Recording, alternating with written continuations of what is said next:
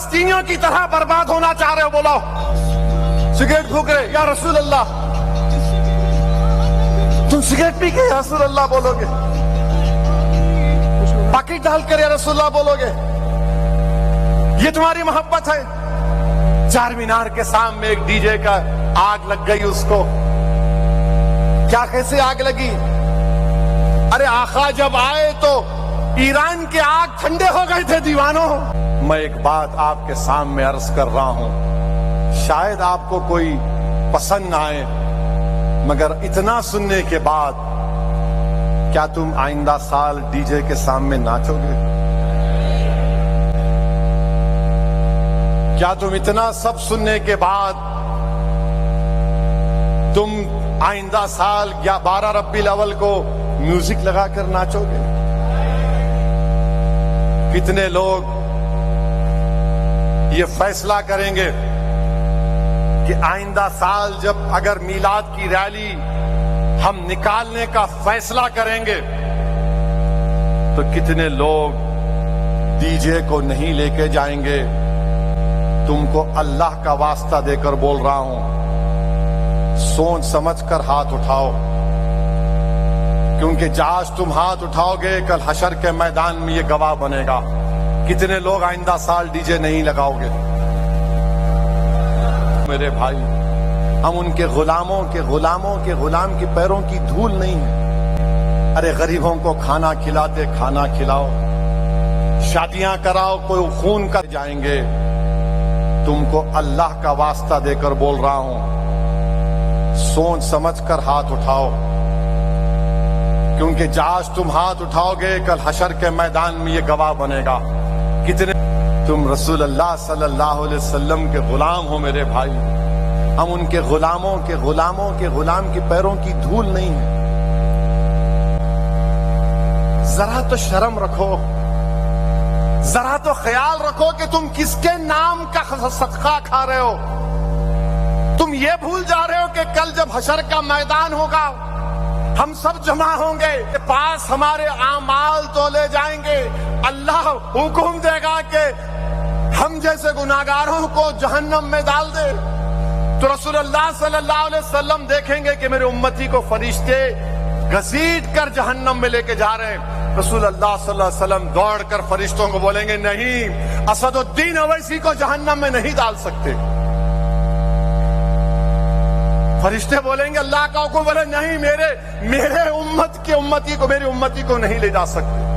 اللہ بولے گا دوبارہ لاؤ اس کا، پھر سے اس کے اعمال کو تولو، اعمال تولے جائیں گے، اسد الدین کے گناہ زیادہ ہوں گے۔ رسول اللہ صلی اللہ علیہ وسلم حدیث شریف میں آیا کہ اپنے گریبان سے ایک چھوٹا سا کاغذ نکال کر اس میزان پہ رکھیں گے، نیکیوں کا پلڑا بھاری ہو جائے گا۔ اللہ بولے گا ارے اس کا تو نیکیاں بڑھ گئے، اس کو جنت میں داخل کرو۔ وہ آدمی خوش ہوگا، چیخ مارے گا اور بولے گا آپ کون ہیں؟ آپ کون ہیں جو مجھے جہنم سے بچا لیے؟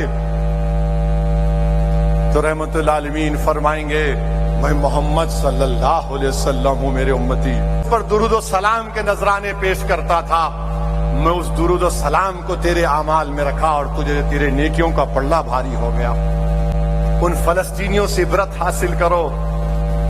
کیا 12 ربیع الاول آیا تو گانا گا رہے ہیں طلع البدر علینا؟ میرے عزیز دوستوں اور بزرگوں، یہ ناشکری ہے میرے بھائی کہ ہم جس کے نام کا صدقہ کھا رہے ہم اس طرح کے مظاہرے کریں گے۔ ایک دوسرے سے ایک محلے کا گروپ دوسرے محلے کو، انہیں کون لڑ لے رہے آپ؟ ارے زندہ بچیوں کو دفناتے تھے، رسول اللہ صلی اللہ علیہ وسلم نے ختم کیا۔ لوگ قبیلوں میں لڑتے تھے، آقا نے کہا تم بھائی ہو، دو بھائی لڑیں گے کیوں نہیں؟ تم بعض لوگ منہ میں باکٹ ہے منہ میں ڈال رہے، کیا ہے؟ انہیں ہنسنے کی بات نہیں ہے۔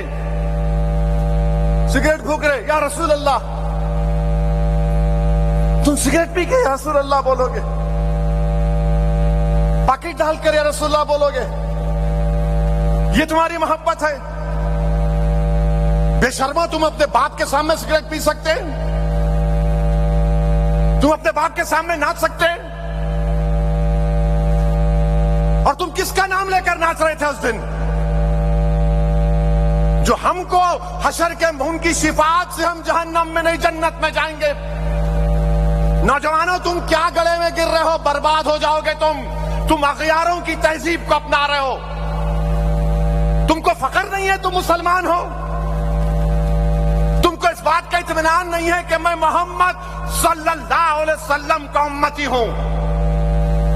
तुमको इस बात का गुरूर नहीं है